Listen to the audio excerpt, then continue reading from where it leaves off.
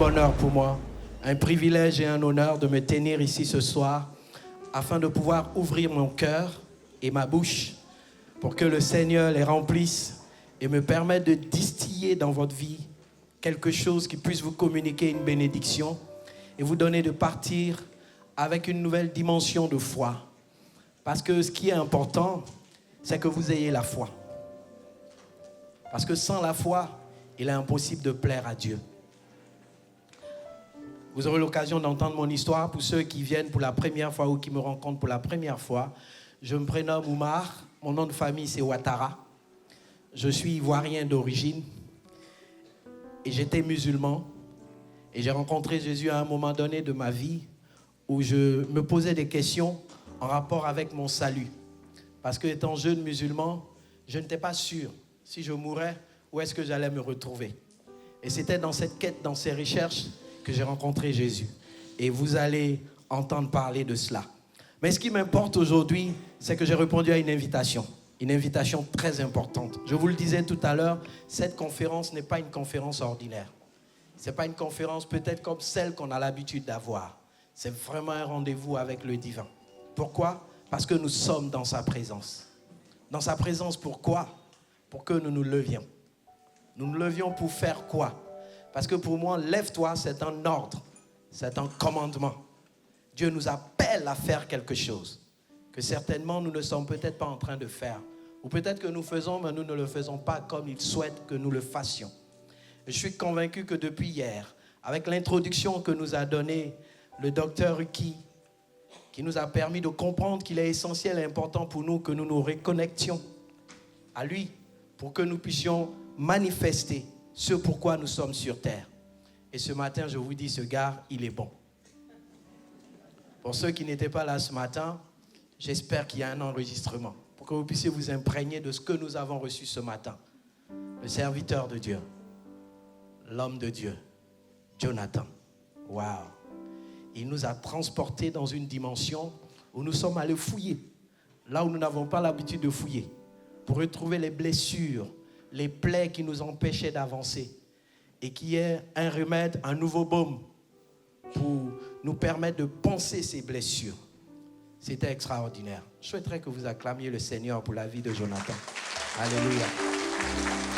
Vous savez, dans notre génération, Dieu suscite des hommes, des femmes, pour nous apporter un message avec une enveloppe pour que le message passe. Et ce matin, j'étais assis et puis je me marrais, je riais, je me régalais quand il mettait de l'humour dans ce qu'il disait. Mais vous savez, quand les gens rient, c'est parce que ce qu'on leur dit, ils savent que c'est vrai. Et ils acceptent ça bien. Pour dire, la pilule passe bien. Et la pilule, elle est très bien passée ce matin. Vraiment que Dieu te bénisse, mon frère. Alléluia. Et pour ceux qui étaient là, cet après-midi, on a eu la grâce et la faveur d'écouter le docteur Paul, qui nous a bénis. Je vous jure, j'étais assis près du prophète. Je passais mon temps à pleurer parce que c'était très profond ce que j'entendais. Et certaines fois, cela nous échappe. Nous ne réalisons pas qui nous sommes dans les mains du Seigneur. Parce que c'est vrai, il faut avoir des ambitions, il faut avoir des aspirations, mais il ne faut pas oublier que oui, nous sommes des esclaves. Mais pas n'importe quel esclave. Des esclaves privilégiés. Parce que des esclaves qui peuvent se tenir dans la présence du roi des rois, du Seigneur des seigneurs, celui devant lequel toutes les portes élèvent leur linteau, même les éternels. Des esclaves qui peuvent se tenir dans sa présence. Ce qui fait que nous devons être habités de l'humilité. L'humilité. Et pendant tout son message, c'est ce que je recevais, l'humilité, l'humilité. Et le Seigneur a appelé des disciples, des hommes pour le suivre, des femmes aussi. Pour pas que les femmes disent, ah, il ne parle pas de nous. Vous faites partie. Quand je dis homme, c'est avec grand H. Le Seigneur a appelé des disciples pour le suivre. Et il est important que nous cernions cela. Alors, je vais m'exercer maintenant à partager ce que j'ai reçu de la part du Seigneur. Lorsque mon frère, Nathan, m'a adressé cette invitation depuis un certain moment. Ça fait des mois maintenant qu'il m'en a parlé. Ce soir, je vais parler avec mon cœur, mes frères et sœurs. Est-ce que vous souhaitez que je puisse vous parler avec mon cœur? Vous le souhaitez vraiment? Alors, en retour, vous savez pourquoi je vais vous parler avec mon cœur? Parce que je sens une atmosphère réelle où Dieu est présent. Alors, en fait, pendant que je suis en train de vous parler, j'ai comme l'impression que Jésus est au milieu ici, entre vous et moi, et que je suis obligé de dire ce qu'il m'a recommandé de vous dire ce soir. Et je vais vous le dire. Et vous le dire d'une certaine façon que je suis convaincu que lorsque vous sortirez d'ici, vous ne serez plus les mêmes personnes. Pourquoi? Parce que depuis hier, ce que vous avez commencé à recevoir, si vous ne faites rien avec cela, ça ne sera pas la faute du diable. Ça sera votre faute. Parce que par rapport à ça, je vous dis la vérité, le diable ne peut pas arrêter ce processus. C'est parce que nous regardions trop à l'adversité que nous n'avançons pas. Et ce soir, je vais vous entraîner à cela. Parce que pour moi, le diable, sa place, c'est sous mes chaussures. Parce que sa plus grande taille, c'est la semelle de mes chaussures. Et ce que je vous dis, c'est biblique. La Bible dit dans le livre de Romains que très bientôt, Satan sera écrasé sous nos pieds. Moi, quand j'entends très bientôt, pour moi, c'est maintenant. C'est comme quand on dit Jésus revient bientôt, pour moi, c'est maintenant. Je vis chaque jour comme si Jésus arrive maintenant. Et c'est pour ça que souvent, on trouve que je suis fou. Je ne suis pas normal. J'aime être fou pour Dieu. Parce que de là où je viens, je sais à quoi j'ai échappé. Tu n'as peut-être pas vécu ça, mais tu auras l'occasion d'entendre cela aujourd'hui. Alors, je vais vous donner deux écritures, deux références scripturales au milieu desquelles je vais naviguer. On va prendre nos Bibles plutôt, dans le livre d'Ésaïe au chapitre 60 et Matthieu chapitre 5 à partir du verset 14. Ésaïe 60, le verset 1 et Matthieu 5 à partir du verset 14. Excusez-moi, je commence à transpirer. Je ne suis pas gros, mais je transpire.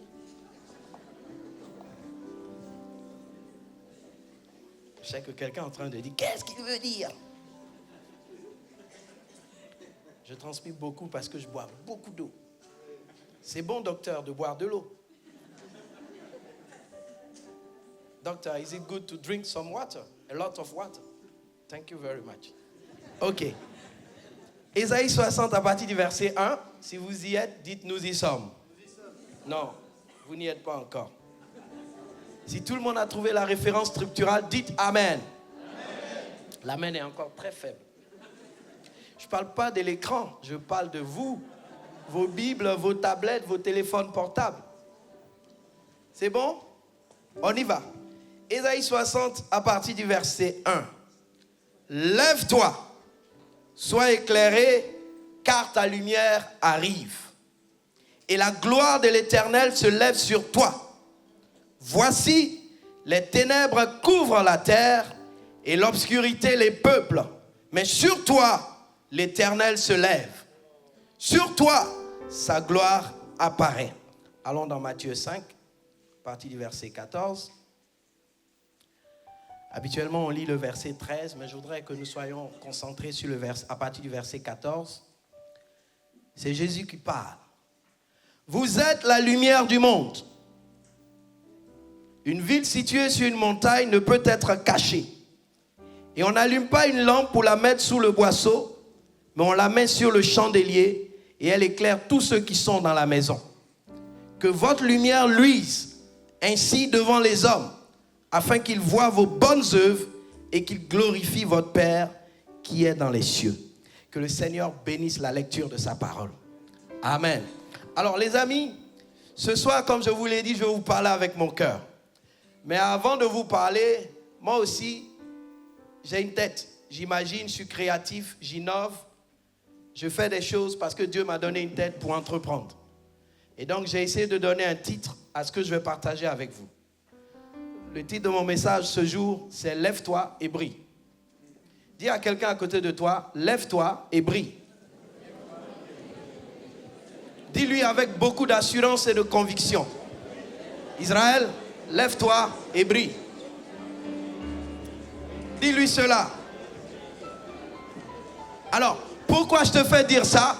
Parce que de l'autre côté, l'auteur du texte initial que nous avons lu dans Ésaïe 60, c'est un ordre qu'il donne à travers le prophète Ésaïe. Pourquoi? Parce que pour rester dans le contexte du texte d'Ésaïe 60, nous savons évidemment que c'est par rapport à la situation de Jérusalem qui semblait avoir perdu sa gloire. Et c'était par rapport à la restauration, la restitution de cette gloire que Dieu envoie par le Saint-Esprit à travers le prophète Ésaïe ce message pour dire à Jérusalem, lève-toi. C'est un commandement, c'est un ordre. Pourquoi? Parce que Jérusalem, l'élu, le choix de Dieu était assise. Où? Dans les ténèbres. Alors que la mission de Jérusalem était d'éclairer les nations. C'était d'éclairer le reste de la création. C'était de donner du goût, de donner une direction, un sens au reste de l'humanité. Cependant, Jérusalem était assise dans les ténèbres. Et elle avait besoin de pouvoir reprendre sa position initiale. Reprendre la place que Dieu lui a donnée. Ça, c'est le contexte. Mais si maintenant je veux faire une application à nous, aujourd'hui, à la place de Jérusalem, mets ton nom. Mets ton nom. Si la Bible t'appartient, va à Jérusalem et tu écris Oumar. Comme j'ai fait chez moi. D'accord? Ici, Dieu vient te dire, lève-toi. Et si on reste dans le contexte initial, on a l'impression que Jésus n'est pas encore arrivé. D'accord? C'était avant que Jésus n'arrive. Donc il dit, lève-toi, brille ou resplendis. Pourquoi? Parce que ta lumière se lève sur toi. Et puisque cette lumière se lève sur toi, tu ne peux plus t'asseoir dans la condition dans laquelle tu es. Il faut que tu shiftes, il faut que tu changes, il faut que tu te renouvelles, il faut que tu changes de place et que tu prennes ta place initiale. Parce que dans l'entendement de Dieu, tu n'es pas un échec. Tu es une solution pour toi, pour ta famille, pour ta communauté, pour ton pays, pour les hommes sur la terre. Et tant que tu n'as pas intégré et compris cela, tu penseras que c'est seulement un type de personnes qui doivent expérimenter des choses. Mais toi aussi, Dieu t'a appelé à vivre cela. Parce que c'est ça ton identité aujourd'hui. Si tu es né de nouveau, si tu es disciple de Jésus, si tu es enfant de Dieu, ton identité est que tu sois une solution aux problèmes auxquels font face ceux qui sont autour de toi. Tu ne pourras peut-être pas répondre aux difficultés, aux problèmes de l'humanité entière. Mais le domaine que Dieu t'a réservé, le domaine que Dieu t'a confié, dans ce domaine, tu dois apporter une solution. Tu dois apporter quelque chose. Et c'est la raison pour laquelle tu es là. Tu es présent sur cette terre. Tu n'es pas une erreur. Tu n'es pas un accident. Tu n'es pas un échec. Tu es une solution parce que Dieu t'a créé de façon merveilleuse et redoutable. Et c'est la raison pour laquelle, mon frère, ma soeur, cette semaine, Dieu t'a amené dans sa présence pour t'amener à reconsidérer tes voies. Et je suis très heureux, je suis tellement excité, tellement enthousiaste de tout ce que j'ai entendu depuis hier jusqu'à aujourd'hui que je me dis que le job, il est fait. Tout ce que j'aurai à faire aujourd'hui, c'est de vous amener dans une dimension où nous allons nous exprimer devant Dieu et dire, Seigneur, nous reconnaissons notre place, nous reconnaissons notre position. Et lorsque nous repartirons d'ici le dimanche, nous n'allons plus continuer à faire ce que nous faisons, mais nous allons commencer à faire les choses auxquelles tu nous as appelés. Pourquoi? Parce qu'il fallait que Jésus vienne. Si Jésus n'était pas venu, cette parole que nous lisons dans Ésaïe 60 allait juste rester comme une écriture ordinaire. Jésus vient et nous donne la révélation. Il dit, vous êtes la lumière. Vous êtes cette lumière-là. Cette lumière qui est arrivée sur Jérusalem. C'est vous qui êtes aujourd'hui cette lumière. Parce qu'elle n'est pas seulement sur vous. Vous la portez en vous. Et parce que vous la portez en vous, vous allez comprendre que ce qui suit ensuite dans Ésaïe 60, vous êtes appelés à vivre cela. Vous allez éclairer votre communauté. Vous allez éclairer la terre. Vous allez éclairer les peuples. Pourquoi? Parce que la mission de Dieu pour nous, elle a deux axes. Nous avons une mission vis-à-vis d'un environnement et vis-à-vis d'un peuple. C'est pour ça qu'en anglais, le mot kingdom, royaume, je pense que c'est un mot composé. C'est-à-dire que dans un royaume, il y a un roi qui a un domaine. Et dans ce domaine, il y a un certain nombre de choses. Il y a des habitants, il y a tout. C'est pour ça que dans un royaume, le roi est propriétaire de la terre et des citoyens. Ce n'est pas comme dans la République, chacun fait ce qu'il veut. Mais dans un royaume, chacun ne fait pas ce qu'il veut. Il y a un roi, il a un domaine et il y a une population, des citoyens qui lui appartiennent. Tout ça appartient au roi. Alléluia. Et c'est exactement ce dans quoi nous sommes. Et pour Dieu, nous établir sur la terre, c'est nous amener à manifester ce qui est dans les cieux. Vous savez, lorsque le Seigneur enseigne aux disciples à prier, dans une partie de la prière, du modèle de prière qu'il leur montre, il ne dit pas de réciter ça. Il leur dit que ton règne vienne sur la terre tel qu'il est dans le ciel. Amen. En d'autres termes, par rapport à ce qui est établi éternellement, c'est ce que nous devons rechercher sur terre. Et je crois que c'est la raison pour laquelle nous sommes des esclaves. Parce qu'un esclave ne décide pas pour lui. Il fait exactement ce que son maître lui dit de faire. Et tu ne peux pas être sur la terre pour faire ta propre chose. Mais tu es là pour faire la chose de ton boss, de ton patron. Un jour, j'ai dit à quelqu'un, c'est une parenthèse que j'ouvre, qui me disait, mais toi, tu nous fatigues avec ton affaire de Dieu. Chaque fois Dieu, chaque fois Dieu. J'ai dit, mais c'est mon patron. Je ne peux rien faire sans lui. C'est la première personne. Donc je le mets en avant de tout. Pourquoi? Parce que dans la parole de Dieu, lorsque vous ouvrez le premier livre de la Bible, qui est le livre de la Genèse, qui commence en disant « Au commencement, Dieu », avant toute autre chose. Et dernièrement, je lisais ce texte, ça m'a un peu secoué. Parce que quand j'ai lu le texte, une question a trotté dans mon esprit. Je lis « Au commencement, Dieu créa les cieux et la terre ». Donc ça veut dire que Dieu n'habite pas au ciel. Il était hors du ciel quand il le créait. Et ça m'a amené à comprendre que Dieu est trop grand pour le limiter à un environnement. Est-ce que vous comprenez? Est-ce que tu comprends ce que je suis en train de dire? Parce que le bonhomme que tu vois arrêté devant toi, il n'était pas comme ça. Vous comprenez? Je n'étais pas ce que je suis. Je suis né dans une famille où on pensait croire en Dieu, mais on ne croyait pas vraiment en Dieu. Je suis le premier converti de ma famille et le premier converti de mon village paternel. Parce que là-bas, c'était des musulmans. Il n'y avait pas de chrétiens. Donc, imaginez un peu. Lorsque ce bonhomme reçoit Jésus et que je viens dire à ma mère, j'ai trouvé Dieu. Elle m'a regardé de haut en bas. Si vous connaissez un peu les mamans africaines, elles te regardent comme ça.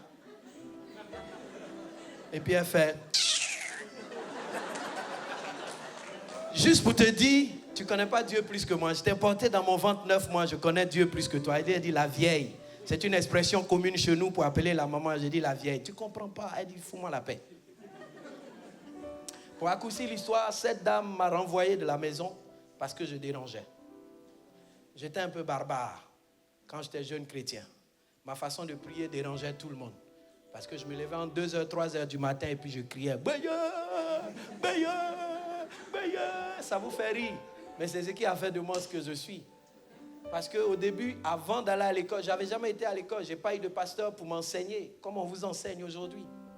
Moi, je lisais la Bible. Vous savez pourquoi? Parce que c'est un pasteur qui m'a amené à faire ça. Je me suis senti rejeté. Parce que je suis allé à l'église et je voyais le pasteur prier pour tout le monde. Je me suis aligné aussi pour qu'il prie pour moi. Et quand je suis arrivé, il dit, qu'est-ce que tu veux? Il dit, pasteur, prie pour moi. Il dit, pourquoi? J'ai dit, prie pour moi comme tu pries pour tout le monde. Il dit, je ne veux pas prier pour toi. Prends ta Bible, rentre chez toi, tu lis et tu pries et tu vas voir. Sur le coup, j'étais fâché. J'ai dit, c'est parce que je n'ai pas d'argent qu'il ne prie pas pour moi. Ou bien c'est parce que je suis trop jeune. J'avais 20 ans à l'époque. J'ai 52 ans aujourd'hui. Et donc, je rentre chez moi à la maison. Et puis je me dis, il n'a pas tort. Je vais lire ma Bible. Et c'est ce que j'ai commencé à faire. Je m'enfermais des heures. Je lisais la Bible. Je ne comprenais pas tout, mais je lisais simplement. Parce que je suis tombé sur un texte dans la Bible qui m'a dit que les yeux sont la fenêtre de l'âme. Et dans mon entendement, j'ai compris que tout ce que mes yeux vont voir, je vais enregistrer. Donc, je ne veux plus regarder la télé. Je ne veux plus regarder autre chose que ma Bible. Et ça m'a aidé. Parce que ça m'a enrichi. Et chaque fois que je lisais, je passais du temps à prier. Seigneur, aide-moi à comprendre ta parole. Saint-Esprit, éclaire-moi. Parce qu'on dit ici que c'est toi l'auteur. Au moins, j'ai été à l'école. On nous a appris à l'école que le sens du texte se trouve chez l'auteur. Et puisque c'est toi qui es l'auteur, donne-moi le sens de ce que je lis. Je ne veux pas qu'un homme m'explique, mais je veux que ce soit toi qui m'expliques. C'est ainsi qu'un jour, le Seigneur s'est révélé à moi. Il m'a dit, tu vas sortir et tu vas aller prêcher dans les bus. Alors, vous voyez les bus qui circulent ici, là. Ce type de bus, on les a à Abidjan, en Côte d'Ivoire. Personne n'avait prêché dans ces bus auparavant. Et moi, je me lève gaillardement parce que je suis convaincu, je dis, Dieu m'a dit. Il m'a dit, lève-toi, va prêcher dans les bus, si tu veux que je t'utilise. Et donc, je suis allé dans le bus. La première fois que je suis arrivé, je suis resté dans le fond du bus en tenant les barres. Puis j'ai crié, je vous salue au nom de Jésus. On m'a dit, oh! Mais je ne me suis pas arrêté et j'ai continué pendant qu'on m'insultait, on disait des gros mots, tout ça. J'ai continué, je n'ai pas arrêté. Pourquoi? Parce que j'étais convaincu de l'ordre que j'avais reçu du Seigneur. Il m'avait dit, lève-toi et va dans les bus. De ces bus, j'ai continué pendant des semaines, pendant des mois. Arrivé à un certain moment, j'avais des anges dans le bus qui m'accompagnaient. À force de faire la même chose, je vais vous donner une petite clé. En pédagogie, on dit la répétition est pédagogique, n'est-ce pas? Moi, je ne dis pas ça. Moi, je dis la répétition est la mère des compétences. Quand vous voulez être compétent dans quelque chose, faites la bonne chose que vous faites toujours. Arrivé à un certain moment, ça va devenir naturel. Et je passais mon temps à prêcher la même chose, même si c'était un peu galvaudé, parce que j'attaquais les musulmans, j'attaquais les catholiques, j'attaquais tout le monde. Et à la fin, je disais, si tu ne donnes pas ta vie à Jésus, vous tous là, vous allez en enfer, direct. Donc, imaginez, ça énervait tout le monde dans le bus. J'ai reçu des claques, on a craché sur mon visage, on m'a même frappé une fois, parce qu'il y avait un monsieur dans le bus, je crois c'était quelqu'un qui était proche d'un imam, et j'ai dit quelque chose, il m'a vraiment tapé. Et personne n'a bougé. Mais après ça, des gens ont commencé à me soutenir. Donc, dès que je montais dans le bus, les gens me voyaient, tu vas parler? J'ai dit, oui, on est avec toi, on te soutient. Et je vous dis la vérité, certaines de ces personnes que j'ai gagnées dans les bus sont aujourd'hui pasteurs, évangélistes, docteurs, prophètes, apôtres. Vous comprenez? Alors, je suis en train de vous dire tout ça. Le prophète, il me connaît depuis maintenant 20 ans. Je ne raconte pas des choses pour raconter. C'est juste pour amener les gens à comprendre que le Dieu qui a fait ça avec moi à Abidjan, il peut le faire ici et il continue de le faire ici, en France. Dieu n'est pas limité par votre situation géographique. Vous limitez Dieu par votre perception. Parce que vous ne pensez pas, vous ne croyez pas un seul instant que Dieu veut faire de vous l'extension de sa main dans votre communauté. Et lorsque Dieu dit ici, lève-toi, c'est parce qu'il y a une raison à cela. Lorsque tu vas t'élever, ce que tout le monde recherche, à travers toi, ils vont le voir. Ils ne verront pas Dieu. C'est en toi qu'ils vont voir Dieu. Parce que c'est toi qui es la porte du ciel sur terre. C'est toi qui es l'église de Jésus-Christ sur terre. C'est toi qui es la vie de Dieu sur terre. Et donc Dieu s'attend à ce qu'à travers toi, les gens puissent découvrir ses œuvres. Les bonnes œuvres qu'il a préparées d'avance pour toi, afin que tu puisses les accomplir. Et j'ai fait ces choses tous les jours et je continue à les faire, la même intensité. Je n'ai pas changé. J'ai juste eu un peu les cheveux blancs, c'est tout. Mais je suis toujours le même bonhomme. Et j'ai continué à faire ces choses. Et c'est comme ça qu'un jour, un pasteur m'a vu dans le bus, parce que sa voiture est tombée en panne et il a pris le bus. Et il était surpris de voir un jeune homme de l'église qui fait ce que lui, en tant que pasteur, il ne fait pas. Je vais juste simplement vous dire que n'attendez pas d'avoir un titre. N'attendez pas d'avoir une place dans l'église pour être au service du Seigneur. Je n'ai pas attendu de devenir pasteur. Cette intensité que j'ai, ce n'est pas parce que je suis allé à l'école biblique, mais c'est parce que dans ma petite chambre à Abidjan, j'ai commencé à prier, à lire la parole de Dieu, entendre la voix de Dieu et sortir sans consulter un homme. Et je disais, si je veux que ça se gâte, la première fois qu'on m'a frappé, il dit, Seigneur, on m'a frappé, c'est que ce n'est pas toi qui m'as envoyé. Il m'a dit, est-ce que je te dis que si je t'envoie, on ne va pas te frapper? Et parce qu'on t'a frappé, je ne suis pas avec toi. Je suis avec toi parce que je veux que tu payes le prix. Tant que tu ne payes pas le prix, tu ne sentiras pas l'intensité de ce que j'ai déposé sur ta vie. Une fois, il y a quelqu'un qui est venu me voir. Pasteur Ouattara, prie pour moi pour que l'onction qui est sur ta vie arrive. En ce moment, j'avais plus de 25 années de ministère. J'ai dit, c'est que j'ai vécu en 25 ans. Toi, tu veux ça en 1 minute. Il m'a regardé. J'ai dit, je peux prier pour toi. Si c'est ta foi, je vais prier pour toi. Mais tu es prêt à ce qu'on crache sur toi? Il m'a dit, ah! Tu es prêt à ce qu'on te frappe? C'est ce que j'ai subi. C'est ce que j'ai traversé. Tu es prêt à être empoisonné? Parce que j'ai été empoisonné. Pendant 1 semaine, j'ai mangé de la bile de caïman sans savoir. J'étais ignorant et innocent. Pourquoi? Parce que j'étais dans une famille musulmane où le fait que j'ai donné ma vie à Jésus, on a dit, lui là, il faut qu'on le termine parce qu'il dérange. Et pendant 1 semaine, on mettait de la bile de caïman dans ma nourriture et je venais prier, Seigneur, je sanctifie ce repas par le sang de Jésus. Je mange pour la vie et non la mort. Quand je vais manger, ça me fera du bien et non du mal. Et je mangeais. Et le matin, quand j'ouvrais la porte, tout le monde fuyait, je ne comprenais pas. Parce qu'ils étaient étonnés de me voir encore vivant. jusqu'au thème de la semaine, la personne qui faisait ça décède. Moi, je ne savais pas. Et quand la personne décède, c'est des musulmans, il faut aller enterrer la personne le même jour. Au moment où je me joins à eux pour dire non, toi tu ne viens pas. Parce qu'ils avaient comploté ensemble. Et c'est une parmi elles qui va me révéler cela, qui va me dire après, je n'ai pas participé, je leur ai dit de ne pas faire ça, mais ils l'ont fait. J'ai dit, je n'irai pas à la police, mais toi, tu as vu comment mon Dieu il est fort, non? Donne ta vie à Jésus. Vous comprenez? Chaque situation que Dieu vous donne de traverser, c'est un moyen de pouvoir témoigner de sa puissance. Et c'est la raison pour laquelle il te dit, lève-toi. Tu n'es pas fatigué d'être assis là où tu es. Tu n'es pas fatigué que quelqu'un d'autre fasse les choses à ta place. Tu n'es pas fatigué que ce soit d'autres personnes qui fassent et toi tu es assis comme un spectateur. Est-ce que Dieu t'a appelé à être spectateur? Il t'a appelé à être un acteur. Le Saint-Esprit n'est pas venu dans ta vie pour que tu aies des sensations, que tu aies la chair de poule, que tu parles un peu en langue. Non, le Saint-Esprit est venu dans ta vie pour que tu sois un témoin de Jésus-Christ. Et si tu n'as pas compris cela, c'est la raison pour laquelle Dieu t'a amené ici ce week-end. Lève-toi.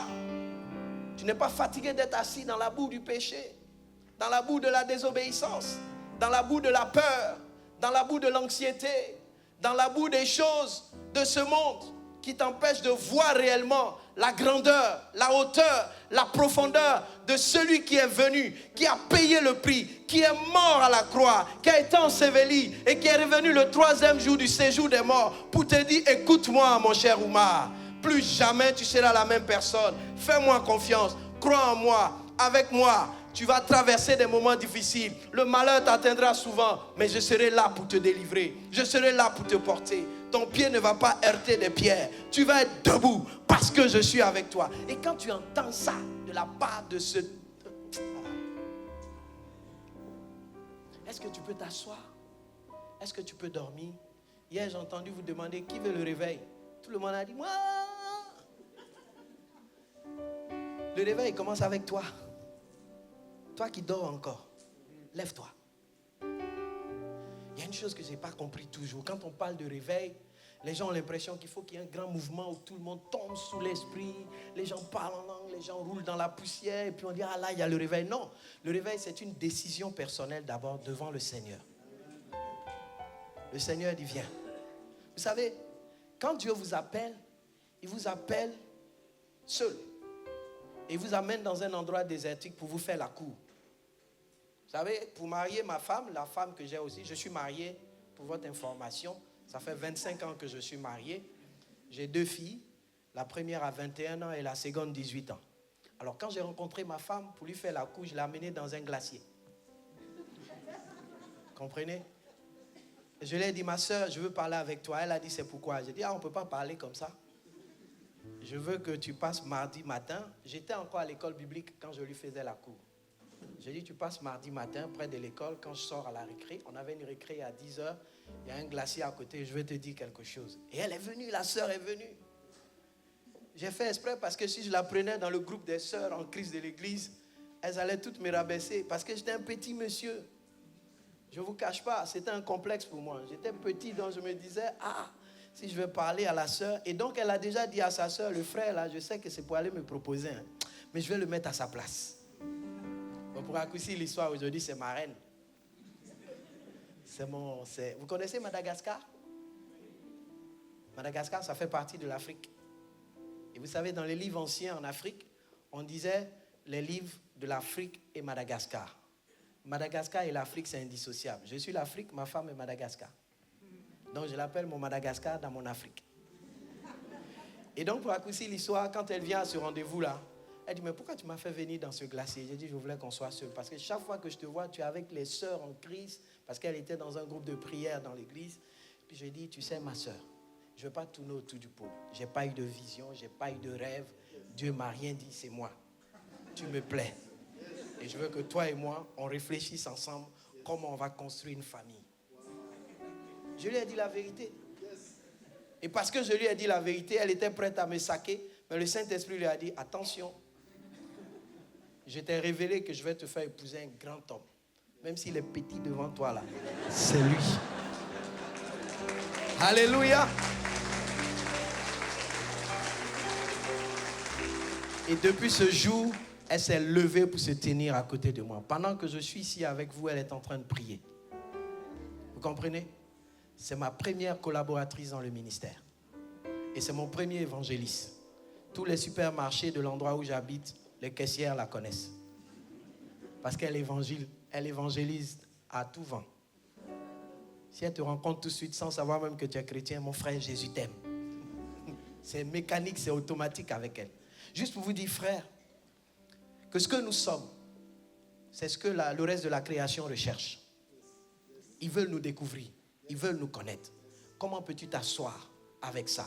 Alors revenons au texte, au second texte, parce que c'est là que je vais m'arrêter et puis nous allons prier. Parce que moi je suis convaincu que si nous prions ensemble, beaucoup de choses vont se passer. Alléluia. Donc dans Matthieu 5, Jésus s'adresse aux disciples, il leur révèle que ce que Ésaïe a dit, ils n'ont plus besoin d'attendre, c'est là maintenant. Parce qu'il est avec eux.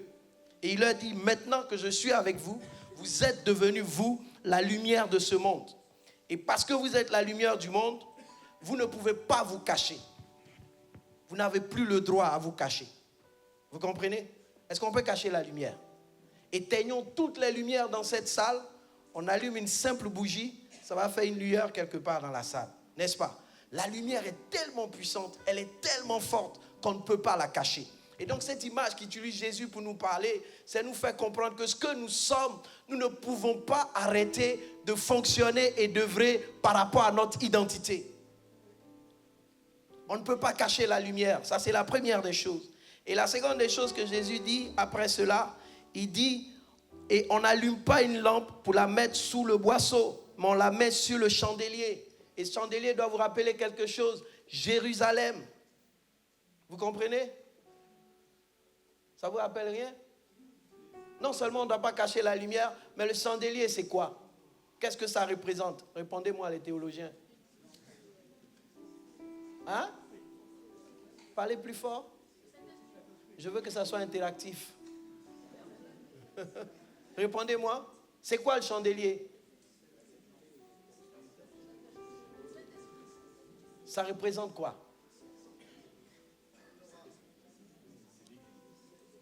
Oui, l'église. Vous comprenez? Non seulement vous ne devez pas vous cacher, mais vous devez être l'institution de Dieu sur terre. C'est ce que vous êtes.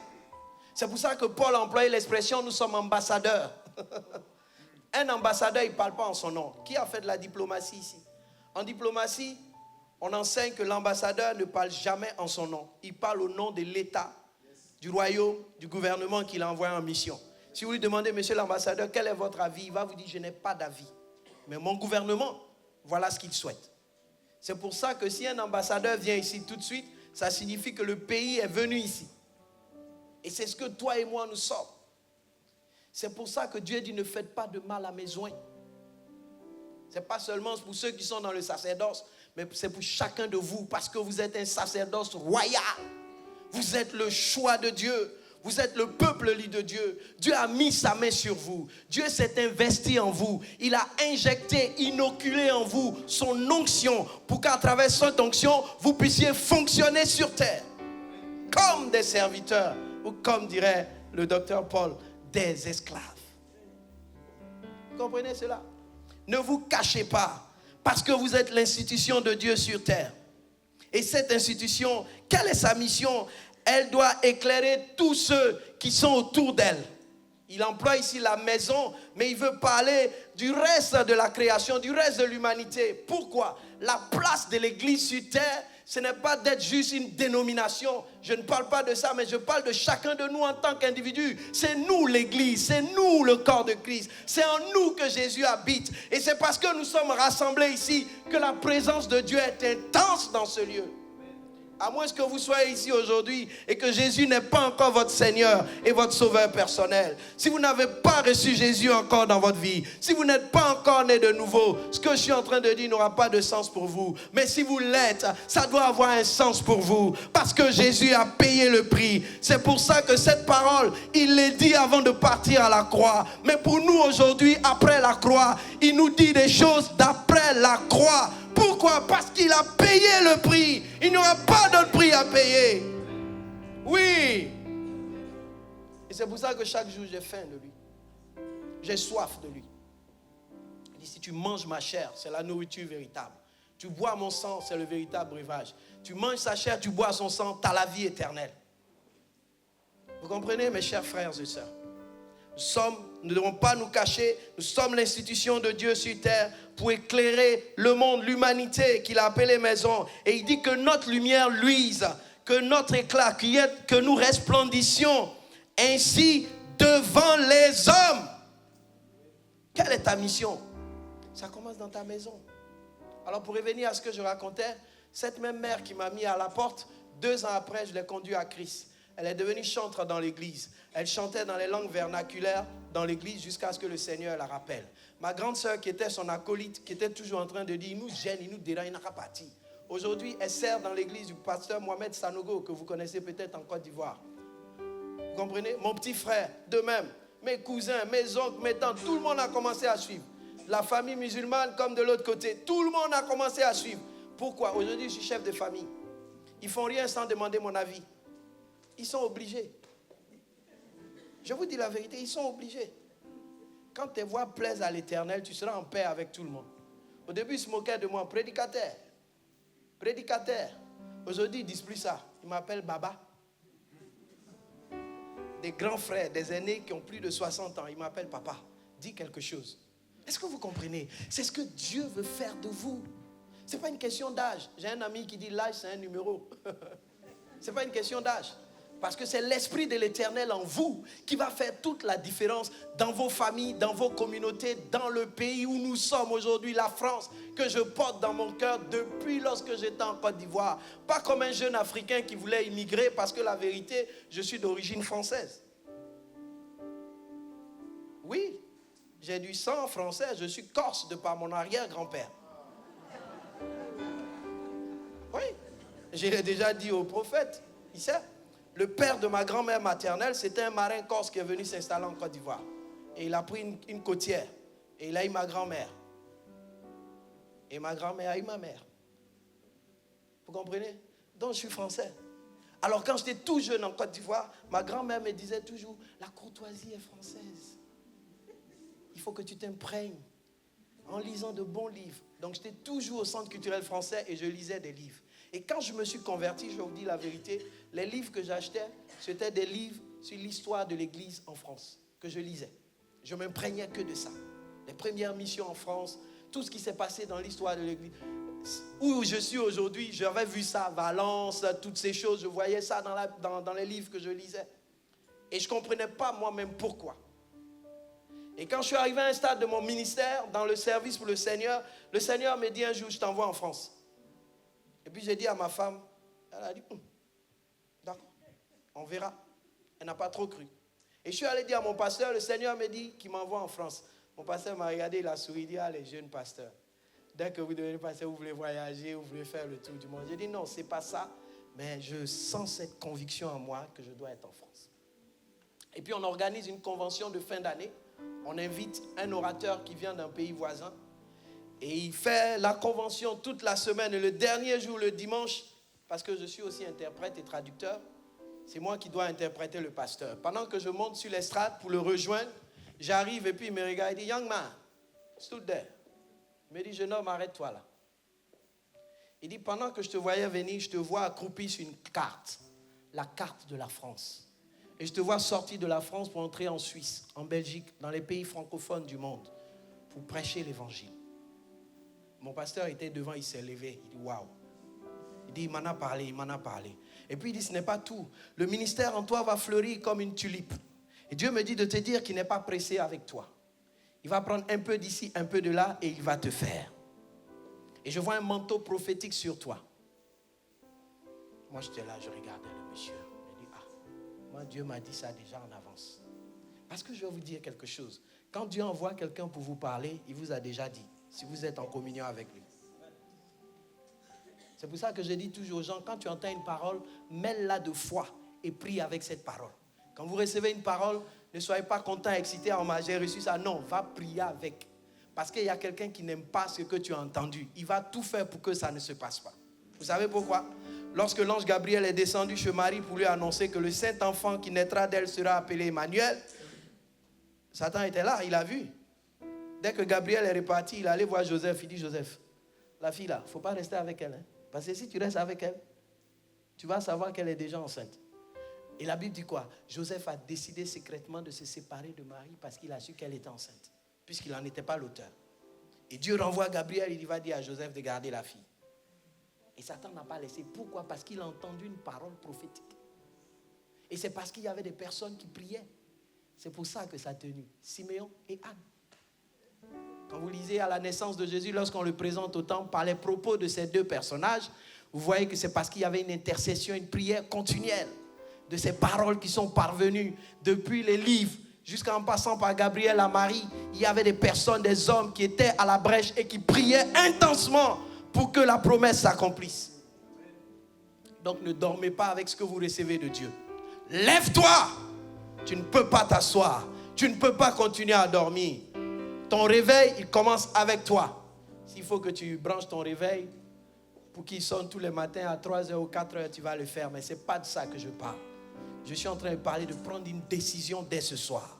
Lorsque tu vas sortir d'ici, pour changer ton style de vie, tu vas véritablement t'offrir à Dieu comme un sacrifice vivant. Ce qui va être un culte raisonnable de ta part.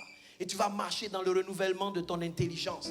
De telle sorte que tout ce qui est vrai, tout ce qui est pur, tout ce qui est digne de louange, tout ce qui est honorable, devienne l'objet de ta pensée. Que la parole de Dieu te bombarde à chaque instant de ta vie. Que tu sois en feu pour le Seigneur. Être en feu pour le Seigneur, ce n'est pas une affaire de culture. C'est une question de décision. Parce que Dieu ne va pas te forcer. Il te propose. Si tu prends, à nous aller. Si tu ne prends pas, ça reste là. Et Jésus est en train de nous dire qu'il faut qu'on se lève. Pourquoi? Parce que nous le sommes déjà. Il a fait de nous la lumière de ce monde pour éclairer le monde. Et ce monde-là a besoin de nous à chaque instant, dans tous les domaines. Oui, l'Esprit du Seigneur, moi j'ai toujours dit aux gens, le Saint-Esprit n'est pas venu sur moi pour rester dans 4 murs. J'ai travaillé pendant 10 ans dans une église comme pasteur, ensuite comme directeur de mission nationale. Et puis quand le temps est arrivé, je fais une cessation de fonction. Pourquoi? Parce que je dis, dans mon esprit, je ne peux pas rester dans 4 murs.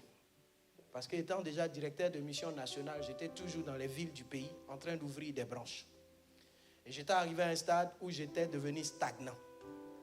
Parce qu'à l'origine, Dieu ne m'a pas appelé à être stagnant. Il m'a appelé à aller. Vous êtes d'accord avec moi? Il dit aller. Mais moi, j'étais toujours assis et je n'étais pas bien. Et quand il m'amène ici en France, il dit, je ne t'ai pas amené ici pour faire ce que tu faisais là-bas. Je t'ai amené ici pour être une sage-femme. Tu vas aider tous ceux ou toutes celles qui sont enceintes à accoucher. C'est ta mission. Tu vas les aider à pousser. Donc je suis en France comme une sage-femme. Dans un ministère itinérant pour accompagner tous ceux qui veulent enfanter de quelque chose qu'ils ont reçu de Dieu. Est-ce que vous comprenez cela, bien-aimé? Et la raison pour laquelle tu dois découvrir ce pourquoi Dieu de façon singulière t'a mis là où tu es aujourd'hui. Que tu sois médecin, avocat, professeur, infirmière, ouvrier, manutentionnaire ou quoi que ce soit, tu dois comprendre pourquoi tu es là. Souvent les gens me posent la question de savoir, mais toi tu es pasteur, prédicateur, tu es homme d'affaires, tu es gestionnaire, je suis cadre à la fonction publique dans un hôpital public où je gère 2 services. Et comment tu fais pour trouver le temps? J'ai dit, mais quand tu as compris qui tu es en Christ, un bon esclave, tu ne te plains pas. Je vais vous faire rire un peu. Moi, je dis toujours à Dieu, oui, monsieur. Oui, monsieur. Je dis jamais non. Quand Dieu dit, vas-y, j'y vais. Pourquoi? Parce que quand tu obéis à Dieu, mon frère, ma soeur, quand tu obéis à Dieu, tu es béni. Et moi, je ne vois pas ça comme une peine, comme une souffrance. Souvent, les gens me demandent, mais comment tu fais? Et puis, tu es toujours dynamique. Je dis, mais, quand tu obéis à Dieu, tu ne vois pas le temps passer. Je vais vous dire là, quand le réveil commence, tu ne vois pas passer le temps. Hein. Vous savez, tout à l'heure, on était là, les gens ne voulaient plus partir. Je disais au prophète, tu as vu? Quand le réveil arrive, les gens n'ont plus envie de partir. Mais quand il n'y a pas le réveil, il dit, mais quand est-ce qu'il va finir de prêcher pour qu'on parte? Là, il y a le réveil. Pourquoi? Parce que tu prends conscience que ta vie a de la valeur. Ne te dévalorise pas. Laisse le Seigneur faire en toi ce pourquoi il t'a saisi, ce pourquoi il t'a pris en un temps comme celui-ci. Le Saint-Esprit dans ta vie n'est pas venu pour te donner que des sensations. Il est venu pour te conduire, pour t'amener à faire ce que tu ne pouvais pas faire naturellement. Les choses que Dieu veut que tu fasses aujourd'hui, peut-être que personne dans ta famille n'a déjà fait. Ressusciter les morts, chasser les démons, prier pour les malades, transformer les vies, amener des foyers, des familles à être restaurées. Ça, c'est un plaisir, c'est une joie pour moi. Ce n'est pas que je recherche que les gens aient des problèmes, mais là où il y a un problème, il faut que j'y aille pour intervenir. Pourquoi? Parce que c'est pour cela que Dieu nous a mis sur terre. Nous sommes une solution aux différentes problématiques, aux circonstances auxquelles font face nos contemporains. Que votre lumière luise ainsi devant les hommes, afin qu'ils voient vos bonnes œuvres et qu'ils glorifient votre Père qui est dans les cieux. Dieu, son but, c'est que la gloire lui revienne. Pourquoi tu veux priver Dieu de sa gloire? Alors, je vais vous dire la vérité, mes frères et sœurs. Chaque fois que vous refusez de faire ce pourquoi Dieu vous a appelé, vous le privez de sa gloire. Vous refusez de prier, d'intercéder. Il y a beaucoup parmi vous ici, Dieu vous réveille à 2 heures du matin pour prier. Vous regardez l'heure, vous dites, ah, il est 2 heures, je vais me recoucher. Le Saint-Esprit dit, j'ai besoin de toi, de mon partenaire. On doit prier. Parce qu'à Valence, il y a quelque chose qui se passe dans un carrefour. Je voudrais que toi et moi, on se mette ensemble pour intercéder. Ah, tu dis, Seigneur, je suis fatigué, j'ai travaillé toute la journée. Qui t'a donné le travail là? C'est ça notre problématique. On s'accroche aux choses. Je ne dis pas que c'est éphémère, c'est bien, moi aussi je travaille. Mais moi je suis prêt à laisser mon travail pour pouvoir venir pour le Seigneur. Et ça c'est un engagement, on ne peut pas. Si tu me refuses, je dis bon, je me mets en arrêt. Ah ben moi je fonctionne comme ça. Parce que Jésus est prioritaire. Parce que là où j'étais, ce qu'il a fait pour moi, aucune personne ne peut faire. J'ai une chanson que j'aime chanter seul. Ce que Dieu a fait pour moi, je ne peux pas tout raconter. Ce que Dieu a fait pour moi, je ne peux pas tout raconter. Ce que Dieu a fait pour moi, je ne peux pas tout raconter. Il m'a lavé, il m'a sauvé, il m'a béni. Jésus m'a sauvé, et toi, Jésus m'a sauvé. Et toi, ma soeur, Jésus m'a sauvé. Et toi, Jésus m'a sauvé, et toi. Quand j'étais chez mon père et ma mère, ils ne pouvaient pas me débarrasser du péché. Ils pouvaient me donner des conseils, faire tout pour moi, mais ils ne pouvaient pas me libérer du péché. L'imam de la mosquée où j'allais prier ne pouvait pas me libérer du péché. Mais j'ai rencontré un homme, Jésus-Christ, le seul qui m'a dit, aujourd'hui tes péchés sont pardonnés. Et quand j'ai compris ça, il dit, si lui là, il peut pardonner mes péchés, qu'est-ce qu'il ne peut pas me donner? Est-ce que tu comprends cela, mon frère? Le but pour Dieu, c'est que la gloire lui revienne. Parce que ce qu'il fait pour toi, personne sur la terre ne peut le faire. Et c'est la raison pour laquelle il te donne cet ordre. Lève-toi. Ne t'assois plus là où tu es. Ne sois plus dans ce dans quoi tu es. Et le lève-toi, ce n'était pas parce que tu étais seulement assis, mais tu vivais une condition dans laquelle Dieu ne t'a pas appelé. Comme lorsque le Seigneur vient dans le jardin d'Éden, il dit, Adam, où es-tu? Adam était assis ailleurs. Et Dieu ne le voyait pas là où il l'avait mis. Ce n'est pas parce que Dieu ne savait pas où Adam était. Il voulait amener Adam à prendre conscience qu'il avait changé de position. Pourquoi tu changes de position sans que Dieu te demande de changer de position? Il te dit, lève-toi et viens parce que j'ai fait de toi la lumière de ce monde. Pour que tu puisses éclairer tes contemporains en commençant depuis ta maison, ta ville. La France va être enflammée, les amis. Je le dis depuis que je suis là, depuis une vingtaine d'années. Et chaque fois, partout où moi je vais, Dieu enflamme. Ça, c'est comme ça. Ça vient comme ça vient. Vous comprenez? Pourquoi? Parce que je suis confiant. J'ai commencé à écrire un livre depuis des années, je ne finis pas de l'écrire. Parce que je ne peux pas finir de l'écrire. Et vous savez, le titre du livre, c'est quoi? La destinée de la France. Parce que j'ai fait des recoupements avec l'histoire de l'Église, l'histoire politique de la France, les rois, etc., etc. Et puis j'ai compris une chose, je dis, mais est-ce que nous, les Français, on réalise un peu qui nous sommes dans la ligne prophétique? Qui nous sommes? On ne réalise pas. Les gens peuvent dire tout ce qu'ils veulent. Il n'y a pas de hasard avec Dieu. Je me demande pourquoi le symbole de ce pays, c'est un coq. Parce que le coq, c'est lui qui réveille tout le monde le matin. Alors la France, vous riez, la France c'est un pays que Dieu a établi au milieu des nations pour être un instrument de réveil pour les nations. Et l'ennemi sait ça. C'est pour ça qu'il est déchaîné contre cette nation. Laissez les hommes politiques tranquilles, priez pour eux. Je sais que vous n'aimez pas Macron, mais vous avez obligation pour prier pour lui. Ah ben moi je ne m'occupe pas de ça. Vous savez, moi en réalité, c'est un droit citoyen, je vote. Je le fais pour dire la vérité pour la forme, mais ça ne sert à rien. Mais je sais une chose, que je peux prier pour lui, pour qu'au milieu du tumulte, il puisse prendre certaines fois quelques bonnes décisions quand même. Parce que ne comptez pas sur le fait que vous vous dites, ouais, il faut que Dieu nous amène un président chrétien. Qui vous a dit un président chrétien, ça va changer grande chose? Ce n'est pas le président qui apporte la restauration ou la guérison dans le pays, c'est toi et moi. 2 Chroniques chapitre 7, verset 14. Si mon peuple sur qui mon nom est invoqué s'humilie, prie, cherche ma face et se détourne de ses mauvaises voies, moi l'Éternel, je l'exaucerai du ciel. Je lui pardonnerai ses péchés et je rétablirai la prospérité de son pays ou je guérirai son pays. La guérison de la France ne dépend pas des hommes politiques, ça dépend de toi et moi, le peuple de Dieu.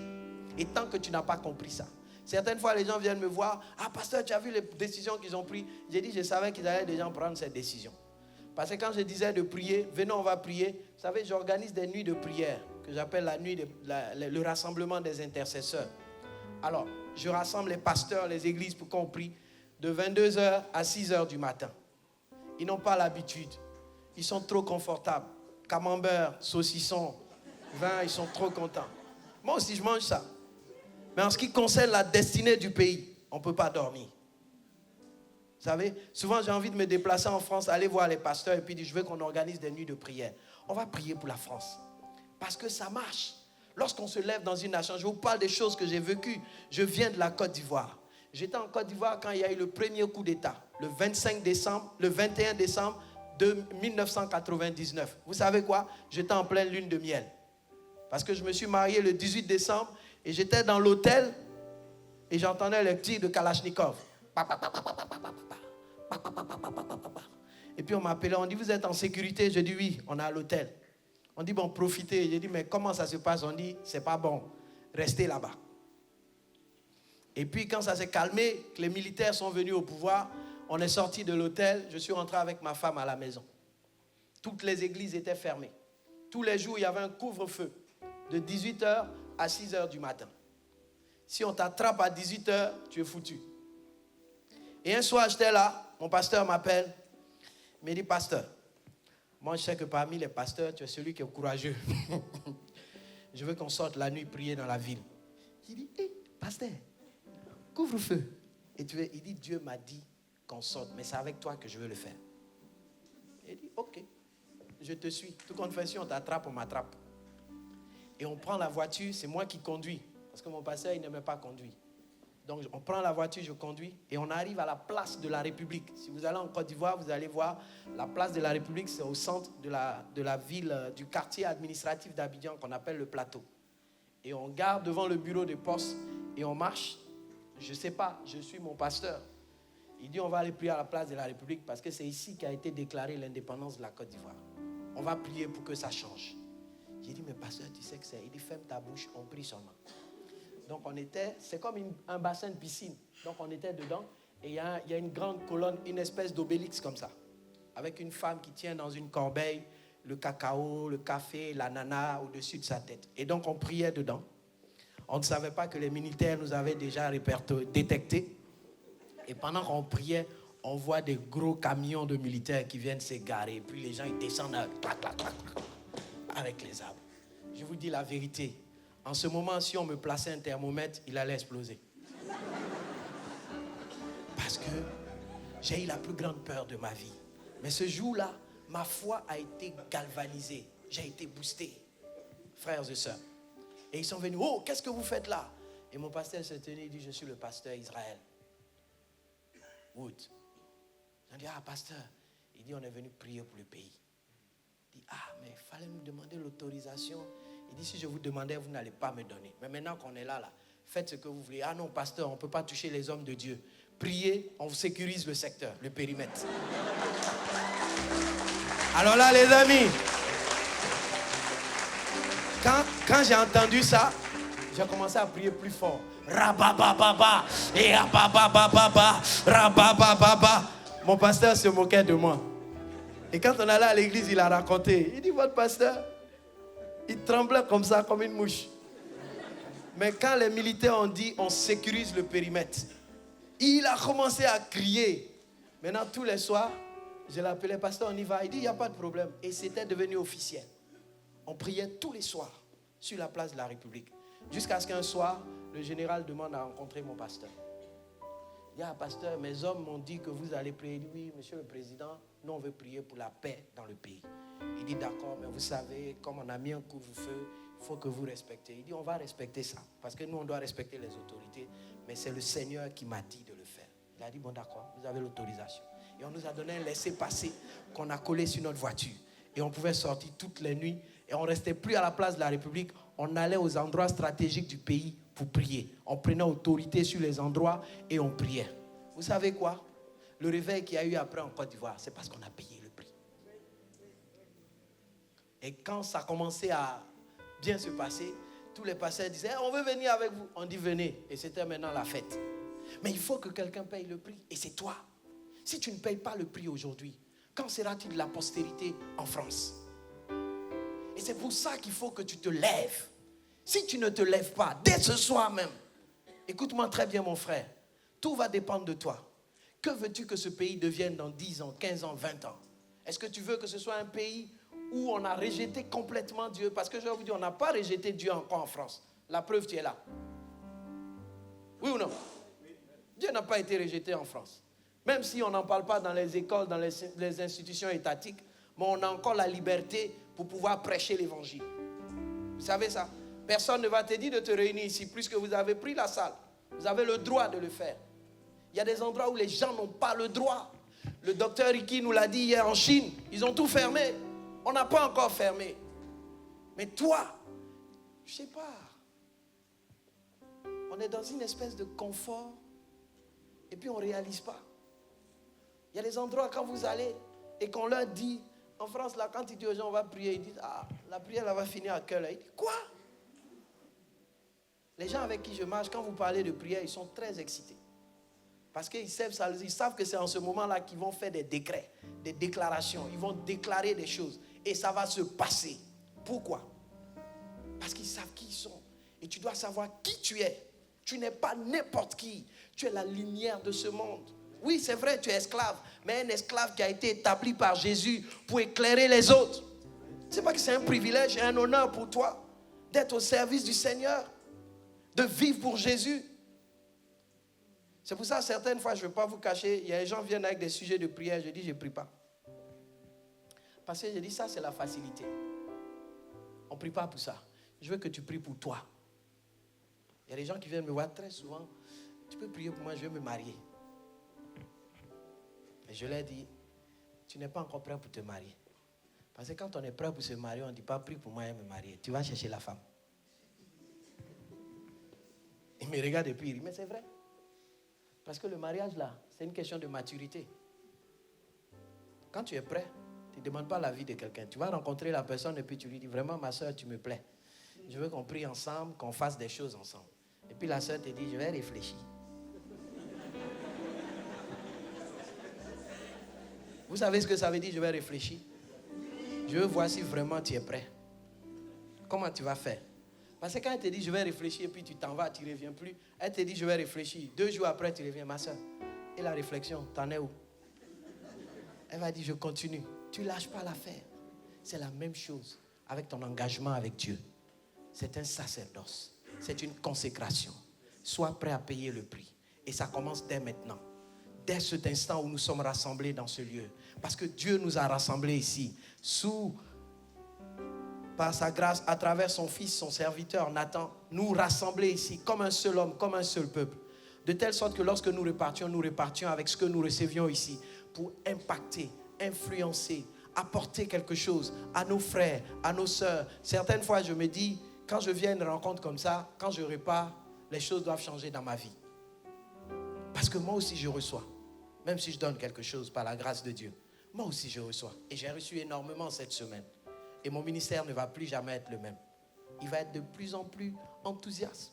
Je vais créer l'urgence autour de moi. Parce que moi, quand je rencontre les gens, je crée l'urgence. Je leur fais comprendre tout ce que tu as besoin de Jésus, là, maintenant. Je ne te dis pas que tu vas aller en enfer comme avant. J'ai dit, tu as besoin de Jésus, là, maintenant. Tu sais pourquoi? Parce que si tu reçois Jésus maintenant, je te promets une chose. Ta vie ne va plus être la même à partir de maintenant. Fais l'expérience. Et c'est comme ça que je fais. Mon bureau à mon lieu de travail, c'est devenu un bureau pastoral. Oui. Vous comprenez? On va prier tout à l'heure, les amis. Les collègues, ils viennent, quand ils ont des problèmes, ils viennent. Tu peux prier pour moi? Tu peux prier pour moi? Pourtant, ils ne sont pas chrétiens. J'ai des amis musulmans qui ont fait des enfants qui m'appellent. Est-ce que tu peux prier pour mes enfants? Et je présente leurs enfants au Seigneur. Ils sont musulmans. Ça, c'est un honneur, c'est un privilège, c'est une grâce. Dans quelques semaines, je vais prêcher dans une église catholique, dans un mariage. Avant, je ne faisais pas ça. Mais j'ai compris que toutes les opportunités que Dieu nous donne pour manifester sa gloire. Alors tu vas prendre l'engagement ce soir, en te levant, en te tenant debout, sur tes deux jambes, physiquement. Maintenant, là, tu vas te tenir debout. Et tu vas prendre l'engagement devant le Seigneur de repartir un autre homme, une autre femme,